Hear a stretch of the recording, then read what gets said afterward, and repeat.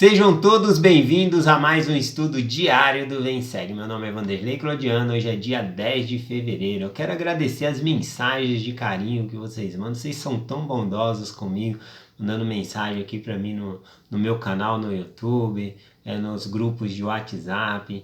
Muitos colocam aí, nossa, você já faz parte da minha família aqui, a gente sente como você fazendo parte da minha família, a gente acorda, já coloca para ouvir a mensagem aqui. Eu quero dizer que eu também sinto vocês como se fosse minha família. Na verdade, nós somos, né? Somos da família de Cristo. Fazemos toda parte da mesma família. Cada vez que eu gravo essa mensagem é como se eu estivesse gravando para minha família. Vocês são a minha família. Bom, obrigado aí de coração mesmo por estar acompanhando e ter esse estudo diariamente com frequência. Bom, hoje eu vou compartilhar com vocês a seção 13 de Doutrina e Convênio. No comecinho aqui diz o seguinte, o versículo 1, né? Só tem um versículo só aqui, diz assim: A vós, meus conservos, em nome do Messias eu confiro o sacerdócio de Arão, que possui a chave do ministério de anjo e do evangelho do arrependimento. Bom, que o sacerdócio arônico, né, ele contém a chave do ministério de anjos, nós já compartilhamos sobre isso. Mas como eu vou explicar para vocês que o sacerdócio arônico também contém a chave do evangelho do arrependimento? Bom, primeiro eu tenho que compartilhar que dentro do sacerdócio arônico existe 4 divisões, né, ou chamado ofícios dentro do sacerdócio arônico. Dentro do sacerdócio de Melquisedeque são 5 ofícios, né, ou seja, 5 divisões ali. Mas dentro do sacerdócio arônico, né, falando rapidamente sobre esses ofícios e algumas das suas responsabilidades, o primeiro ofício dentro do sacerdócio arônico é diácono. Tá bom? Um rapaz recebe o sacerdócio arônico no ofício de diácono quando ele está no ano que ele vai completar 12 anos. Tá bom? Então vamos supor, se ele tem 11 anos, mas ele vai fazer 12 anos em dezembro, então naquele mesmo ano ele pode receber o sacerdócio arônico no ofício de diácono. Já o rapaz que vai completar 14 anos, naquele ano ali, ele pode receber o sacerdócio arônico no ofício de mestre, e aos 16 anos, ou no ano que vai fazer 16 anos, aquele rapaz recebe o sacerdócio arônico ali no ofício de sacerdote, tá bom? E o quarto ofício dentro do sacerdócio arônico é chamado bispo, tá bom? Esse não é por idade, é somente quando você for chamado um bispo mesmo. Caso você seja chamado, você vai receber esse ofício para você dentro do sacerdócio arônico, tá bom? Falando rapidamente de cada das atribuições aqui, o diácono ele tem uma das suas funções que é distribuir o sacramento. O mestre ele toma para si as atribuições do diácono de distribuir o sacramento, mas ele pode preparar o sacramento também. E o sacerdote ele pode tanto distribuir, tomando a atribuição do diácono, do mestre de preparar, e também ele pode abençoar o sacramento, ele pode efetuar batismo, tá bom? Então são essas atribuições aqui dentro do sacerdócio arônico. E quando é chamado como bispo ali dentro do ofício, o bispo, você já deve ter ouvido falar desse termo, o bispo ele é um juiz em Israel. Então é o bispo que detém a chave do evangelho do arrependimento para ajudar as pessoas a se arrepender de seus pecados, tá bom? Então, o bispo ele trata sobre dignidade da ala, né? A dignidade individual de cada membro ali, se tiver com dificuldade em guardar certo mandamento, o bispo tá ali para ajudar, tá bom? Então, vamos supor assim, o nosso corpo ele tem um poder regenerativo, né? Quando eu se corto, por si só cicatriza, cura, né? É um corte pequeno. Porém, se eu me cortar muito fundo, pegar uma artéria ou coisa assim, eu preciso ir até o hospital, né, para que um médico possa cuidar de mim. De igual modo, né, pequenos pecados, nós pedimos perdão a Deus, nos arrependemos, podemos acertar com o Senhor. Mas se nós cometemos um pecado muito sério, é necessário que nós vamos até o bispo para confessar, para que ele possa nos ajudar nesse processo do arrependimento, porque ele detém as chaves do arrependimento, tá bom? Do evangelho do arrependimento. Outra coisa, o bispo ele está num processo de nos ajudar no caminho para o perdão. o bispo ele não tem o poder de perdoar pecados, tá bom? De fato, na terra ninguém tem esse poder, exceto Jesus Cristo. Bom, se um bispo ele já disse para você em alguma ocasião, eu sinto que os seus pecados estão perdoados, é porque ele tem um canal de revelação com Deus e ele pode sentir que Deus ele já perdoou aquele pecado que você está tratando com ele ou já tratou, ou até mesmo ele pode dizer para você, perdoados são os teus pecados. Mas quando ele diz isso, não significa que ele está falando de si mesmo perdoando os seus pecados.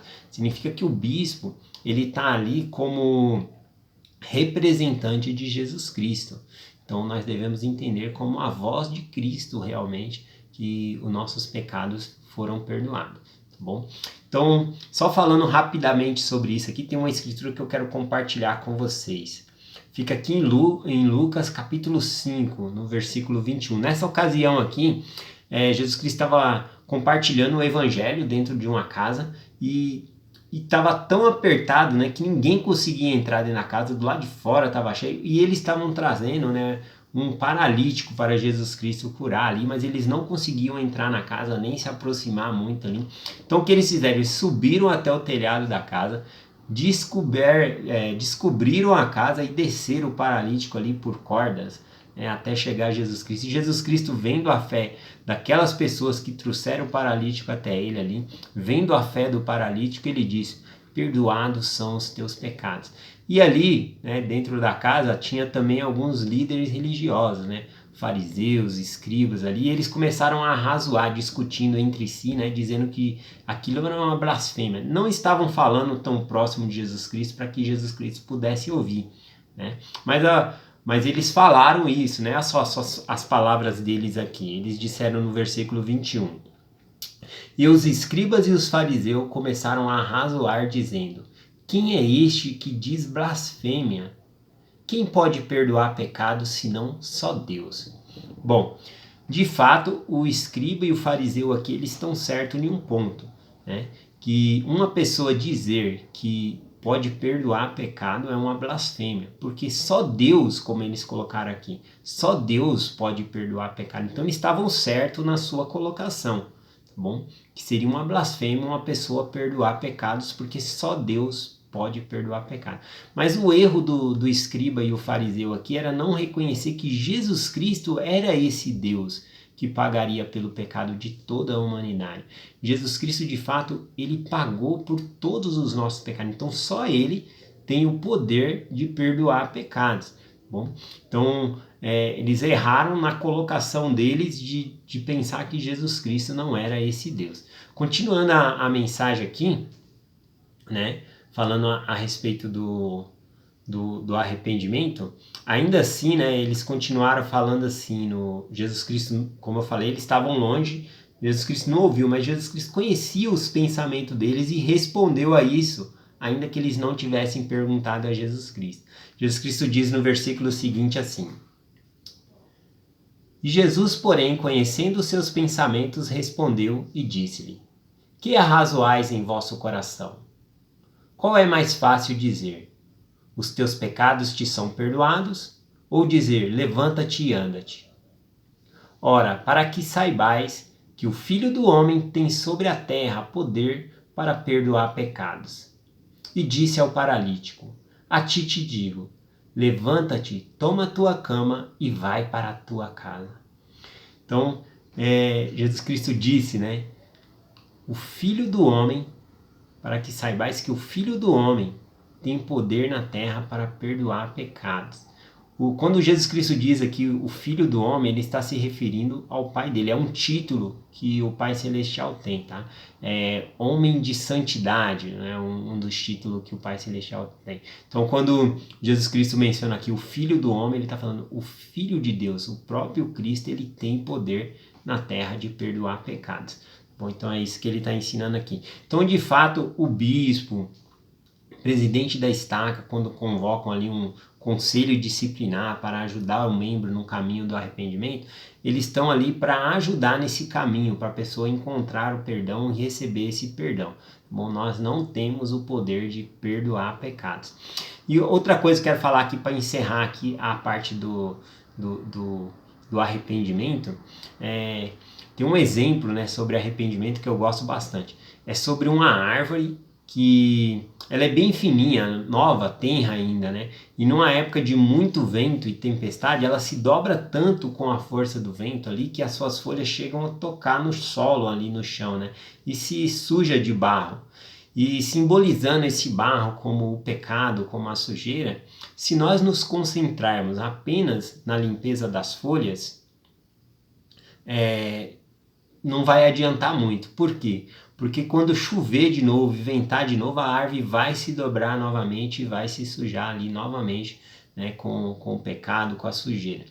Então, o arrependimento, né, ele não requer somente a tristeza por nós termos cometido o pecado.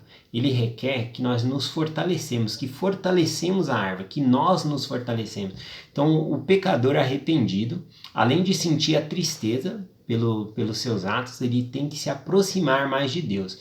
Ou seja, vai ter que ler mais as escrituras. Por exemplo, o jejum. Nós jejuamos uma vez por mês. Para quem está num processo de arrependimento, uma vez por mês é pouco. Então deve jejuar 2 vezes por mês, fazer um esforço a mais para se aproximar mais de Deus, para se fortalecer, para que quando vier a tentação novamente, a pessoa não se dobre, né, não caia na mesma tentação. Tá bom?